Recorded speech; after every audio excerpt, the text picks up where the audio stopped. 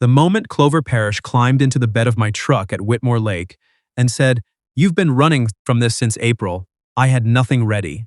No joke, no redirect, no careful smile to buy me 30 seconds of thinking time. Just the bonfire crackling 50 yards behind us, and her sitting there cross-legged on my old camping blanket, like she had already decided the conversation was happening, whether I agreed to it or not. She was probably right about April. My name is Roman Hale. I was 29 then, working finish carpentry in a small town called Copper Creek, North Carolina. The kind of place where the grocery store closes at 8, and everyone waves at your truck whether they know you or not. I rented a house on Birchwood Lane with a porch swing that needed new chains and a backyard that mostly grew whatever it felt like. My life was quiet by design. Work, 2 cups of coffee before I could talk to anyone, the gym on days when guilt got louder than fatigue, and Sunday calls with my mother where she asked if I'd met anyone, and I said I was focused on work, which was the lie we had agreed to respect. Then Clover moved into the cottage next door, with a van full of tile, a 6-foot workbench strapped to the roof rack, and a folding table she set up in the driveway before she'd even touched a box inside. She was 26, taught mosaic art at the community center on Tuesday and Thursday evenings, and had a way of looking at things: walls, tree bark, a cracked coffee mug. Like she was already figuring out what to do with the pieces. The first time we spoke, she was kneeling in her driveway at 7 in the morning, sorting tiles by color into plastic bins. "Moving in or moving out?" I asked, because I couldn't think of anything better. She looked up. "In. Why does this look like moving out?" "The bins look organized." "That's because I am organized." She tilted her head. "Are you my neighbor, or are you just passing through?" "Neighbor, Roman." "Clover. The tiles are from a kitchen demo in Asheville. Someone's loss." She held up a square of deep green glass. "Do you know what this color is worth?" I did not. She told me anyway. I changed her porch light bulb that first week because she mentioned it was out, and I happened to have the right size in my truck. She left a small tile mosaic on my front step the next morning. A rough sun made of yellow and amber pieces, smaller than a dinner plate, with a note tucked under it. Trait. Fair market value of 1 bulb, approximately 1 small sun. Terms non-negotiable. I put it on my kitchen windowsill. It stayed there. For 3 months, Clover and I were neighbor people. I waved when I left for work. She left the radio going in her studio so I could hear old folk music through the shared fence when I worked in my backyard. She borrowed my extension letter twice and returned it both times without incident, which I respected. Once she knocked on my door at 9 p.m., holding a bowl of something that smelled like curry, and said, "I made too much. Do you eat lentils?" I ate lentils. I liked her more than I was comfortable admitting. Not because she was beautiful, though she was. Dark hair usually pulled up with whatever was closest, paint-stained jeans, earrings that never quite matched in a way that seemed entirely intentional. I liked her because she didn't ask for help before she'd already tried to solve something herself. I liked that she remembered I took my coffee black after one morning on the porch. I liked the small scar on her left hand from a tile cutter, which she described with more pride than sympathy for herself. Mostly I liked that she talked to me like I was a complete person, not a useful one. A year before Clover moved in, I had ended a 2-year relationship with a woman who I had slowly come to understand would never quite choose me back. Not because she was cruel. She wasn't. She chose me the way you choose a comfortable chair. Reliably, without much thought, until something better came along. I had done everything right by every measure I'd been given, and it hadn't been enough to make me matter more than a backup plan. When it ended, I moved to Copper Creek 6 weeks later. New town, new work, new quiet. I told myself I needed the reset. What I was actually doing was making it impossible to be caught off guard again. So with Clover, I joked. I helped. I showed up when she needed an extra set of hands, and then went home before the conversation could become anything else. I was very good at it. Then in late June, she knocked on my door on a Thursday evening holding 2 paper tickets. "Whitmore Lake Bonfire," she said. "Annual thing. Town sets up a stage, food trucks, people drag out lawn chairs and pretend to like bluegrass." My friend bailed. "And you thought of me. You're convenient, and you own a truck, both of which are relevant." She handed me one ticket before I'd answered. Also, you've been cooped up in that workshop for 3 weekends. It's getting concerning. I've been finishing a built-in. The built-in has been finished for 2 weeks. I can hear when your sander stops. She looked at me with her head tilted slightly, like she was figuring out which piece went where. Come to the bonfire, Roman. I'll bring food. You drive. I took the ticket. She came down her porch steps that Saturday wearing a white linen shirt and cut-off shorts, carrying a canvas tote and a folded wool blanket tucked under her arm. I was standing by the truck, pretending to check my phone. You're wearing a button-down, she said. It's casual. It has a collar. Collars are casual. She smiled and got in without further comment, which was somehow worse. The drive to the lake took 25 minutes through low hills and 2-lane roads that went gold in the late afternoon. Clover had connected her phone to my truck speakers and was playing something I didn't recognize. Acoustic guitar, a woman's voice. The kind of music that made you feel like you were in the middle of a memory before the memory had even happened. She didn't perform or narrate. She just sat there, one elbow on the window ledge, watching the trees go by. This your usual event? I asked. 4th time going. You get a pulled pork sandwich from the 3rd truck in line, find a spot on the east bank away from the speakers, and watch the fireflies come out around 9. She turned to look at me, very scientific. Sounds like you've done your research. I'm an organized person. We covered this. At the gate, a guy with a lanyard waved us through and said, You got a good spot for that truck up on the ridge. Clover looked at me. The ridge has a view of the whole lake. Then we park on the ridge. She smiled, not at me, just forward, but I saw it. We found a spot on the high ground above the main field, surrounded by pines, with the whole lake below us going from blue to copper as the sun dropped. I put down the tailgate. Clover spread the wool blanket across the truck bed without asking if that was the plan. It was. We sat side by side on the tailgate with paper cups from the 3rd food truck. Her pulled pork sandwich, me a brisket plate, and watched the band below start their sound check.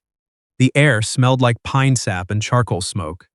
Somewhere down the hill, a kid was having a very loud disagreement with a kite. You don't come to things like this, she said. I came to this one. Because I pushed. Because I wanted to come. I said it before I thought about whether it was careful enough. She seemed to notice that. What happened? She asked. Not accusatory. Just curious. The same way she'd asked me once why I chose carpentry over contracting. Like the answer mattered, but wouldn't be used against me. What do you mean? You live alone. You work alone. You talk to people like you're making sure they have everything they need before the conversation can circle back to you. Something happened. I took a slow sip of whatever sweet tea the food truck had handed me. It was good. A little too good to use as a delay tactic, but I tried anyway. I was in a relationship that ran on my effort and her convenience, I said. It went on about 18 months longer than it should have. Clover nodded, not rushing me. When it ended, I moved here, fresh start. And the fresh start included not letting anyone get close. It wasn't a question. I looked at her. I was being careful. You were being invisible, she said. There's a difference. The band started playing below us. Something upbeat, fiddle forward. A few people on the field started dancing badly and with full commitment. Clover watched them, and I watched her. I'm not asking for your whole history, she said. I just noticed things. You built me a shelf for my studio in 2 hours and told me it was nothing. You remembered my friend's name after I mentioned her once. You notice when my porch light is out before I do. She looked at me, and then you go home. I didn't think you were paying attention. I'm always paying attention. She tilted her head. I thought you knew that. I hadn't, or maybe I had known and just hoped she hadn't been. We stayed through the first set and halfway through the second. Clover had been right about the east bank. The fireflies started coming up from the grass around 9, blinking gold among the cattails. She pointed them out quietly, not making a thing of it, just saying, there, and there. At some point we'd moved from the tailgate into the truck bed itself, sitting back against the cab with the blanket across our knees. Her shoulder was against mine. Neither of us moved away. Can I tell you something? She asked. Yeah. I've been trying to decide whether to say it for about 6 weeks. I looked down at her. That's a long time to sit on something. I wanted to make sure I meant it and not just that I'd been spending too much time next to one person. She paused. I still mean it. My pulse made itself known. I like you, Roman, she said simply, like it was a fact she was confirming rather than a risk she was taking. Not in a friendly neighbor way. I like you in the way where I make extra food on purpose and pretend it was an accident. I laughed before I could stop myself. It surprised us both. The lentils were on purpose? I asked. The lentils were entirely on purpose. I am a very premeditated person. I looked at her for a moment. The bonfire light reached all the way up the ridge, and it caught the edge of her face in orange and shadow. She was watching me carefully, but not nervously. She had said the thing, and she was waiting to see what I did with it. My phone buzzed in my pocket. I didn't take it out. I was very aware of ignoring it. It buzzed twice more. I reached down on instinct, old habit, the reflex of a man who had spent years making sure everyone had what they needed. Get it if you need to, Clover said. It's fine. But I'd already seen the notification. A contractor named Holt, a man I'd done long-distance work for the previous year. 3 months in Knoxville, good pay, no complications. The preview read, big project in Denver, 4 months, your rate plus travel. You interested? I put my phone face down on the blanket. Clover had seen the notification, not the message maybe, but the way my face moved. She was good at reading things. It was the same skill she used on tile and broken walls and anything she thought needed a different shape. What was that, she asked. Not suspicious, just paying attention. Job offer. Big one. I didn't answer fast enough, which was its own kind of answer. Where? She asked. Denver, 4 months. I looked at the lake. Good rate. Silence held for a moment. Below us, the band played. A little girl on the grass was being held up to see the fireflies and was absolutely delighted. Are you going to take it? Clover asked. The question was direct. Not loaded. She wasn't asking me to choose her over a paycheck. She was genuinely asking, the same way she'd asked everything else that night. Like, she wanted the honest answer, whatever it turned out to be. And the honest answer, the one I hadn't said out loud to anyone, was, I don't know. Maybe, because Denver is far away, and I wouldn't have to figure out what this is. I looked at her. She was watching me quietly, not hurt, not waiting for me to say the right thing. She was just there, steady and direct, and I felt the specific discomfort of being seen very clearly by someone who wasn't judging what they saw. I was thinking about it, I said. Before tonight?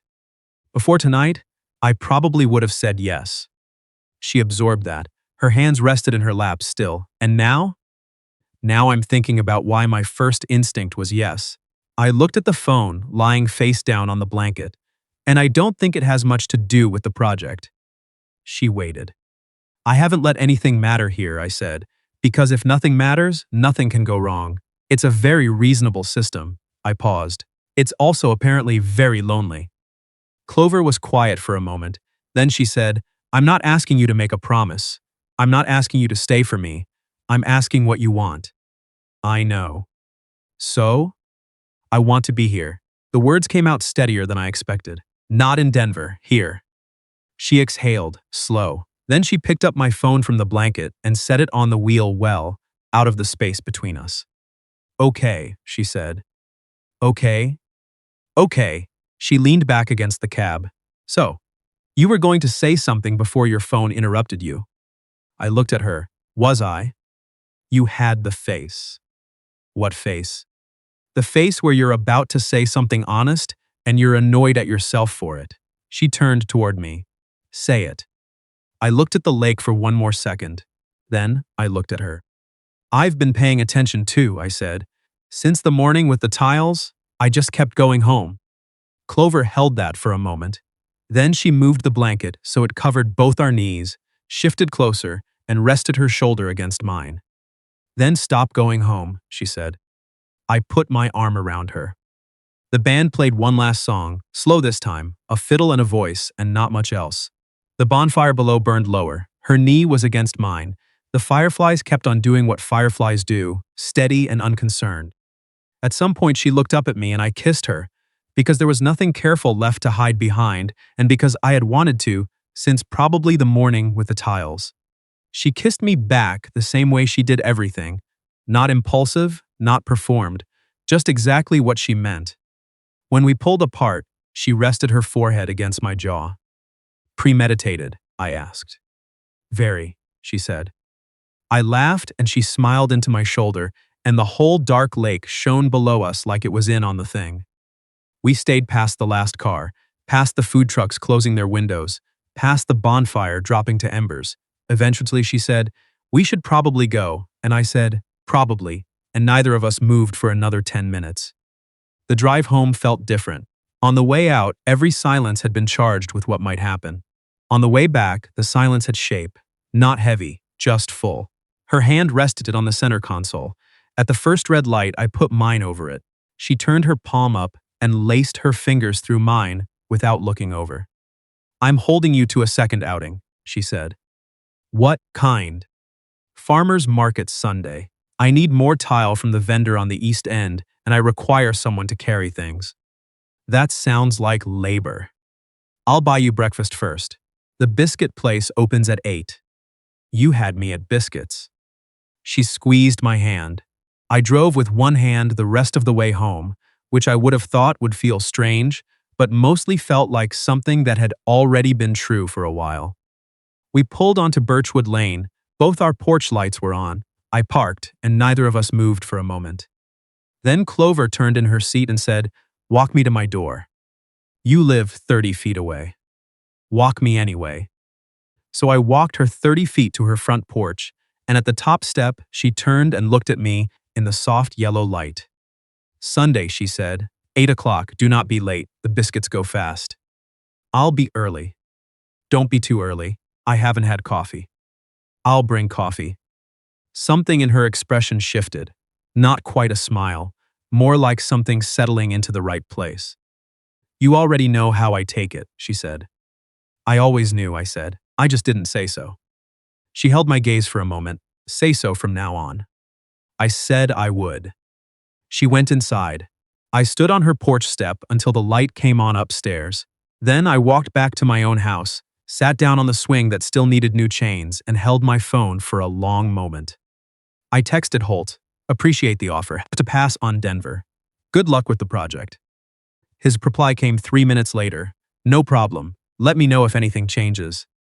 I set the phone down on the porch rail and looked at the dark strip of yard between my house and Clover's cottage, where she'd set up her workbench the day she moved in, where she sorted tile on Sunday mornings, where I had once spent 45 minutes pretending to fix a gutter just to stay close to a conversation we were having. The night was warm. Crickets, a distant car, someone's wind chimed down the block. For the first time since I'd moved to Copper Creek, the quiet felt like something I had chosen rather than something I was hiding in. Sunday came with thick heat and a sky that didn't have a cloud in it. I was at Clover's door at 7:55 with 2 coffees from the gas station 2 blocks over. She opened the door, looked at the cups, then looked at me. "Gas station cups," she said. "The biscuit place doesn't open until 8. You said no coming over before coffee." I said don't come before I've had coffee. Gas station coffee counts as a technicality.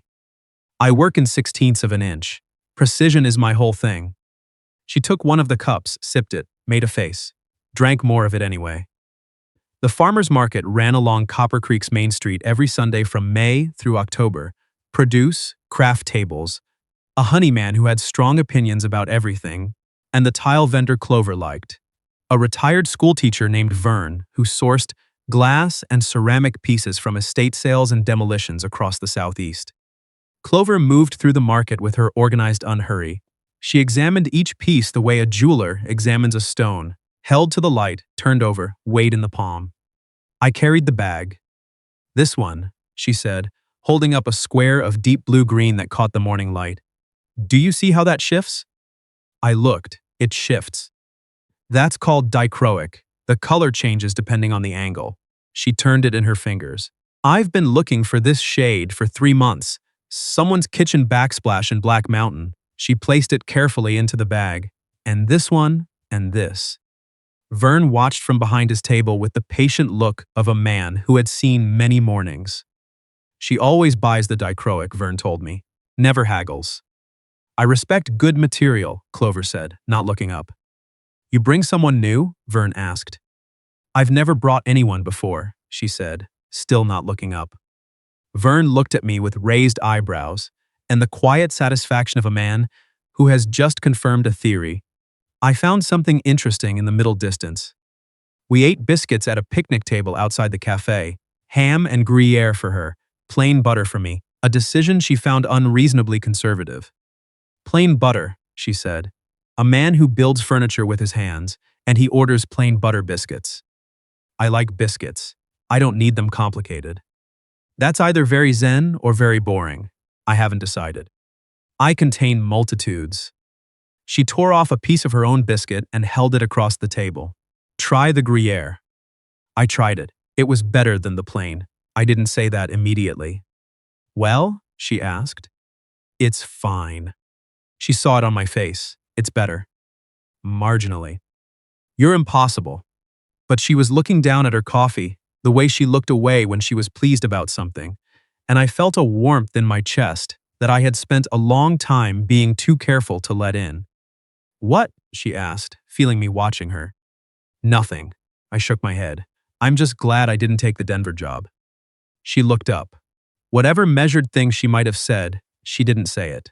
She reached across the table and rested her hand over mine, briefly, palm warm in the morning heat. Me too, she said. That was the real beginning, not the truck bed or the bonfire or the walk to her front door. The beginning was that Sunday morning when I said the honest thing out loud and she didn't back away from it, and neither did I. After that, Clover and I stopped pretending we weren't paying attention to each other. She knocked on my door with purpose instead of excuse. I showed up at her studio sometimes just to sit and watch her work, because watching her solve a problem with broken pieces was one of the more quietly beautiful things I had ever seen. We argued once, a real one, not playful, because I said whatever you want 3 times in one conversation, and she finally set down her coffee and said, Roman, I need you to want things out loud. I can't build something with a person who erases himself to keep the peace. I sat with that for an hour. Then I came back and said, I want Thursday nights to be ours. I want you to stop apologizing when you ask for help, and I want you to admit the Gruyere biscuit was better. She started laughing and couldn't stop, and something that had been tightly wound in my chest since I was about 23 finally began to let go. The following July, I drove Clover back to Whitmore Lake for the annual bonfire. Same truck, same ridge, same third food truck in line. We got there early and she chose the brisket this time, which I took as a sign of personal growth. When the fireflies started coming up from the grass around 9, she was already in the truck bed, blanked spread, leaning against the cab like she'd been there all along. She looked at me over her shoulder. Are you going to stand there all night? I climbed in beside her. She handed me one of the paper cups. We sat shoulder to shoulder while the bonfire below burned low and gold, and the lake held the last light of the summer evening like it didn't want to let it go. You okay? She asked, the way she asked when she meant it. I looked at her, the woman who had said the direct thing first, who had called me invisible and meant it as a kindness, who made premeditated lentils and left small tile suns on doorsteps and flat out refused to let me disappear into being useful. I put my arm around her. She leaned in. Yeah, I said, I'm here. She tucked her head against my shoulder. Good, she said, stay. So I did.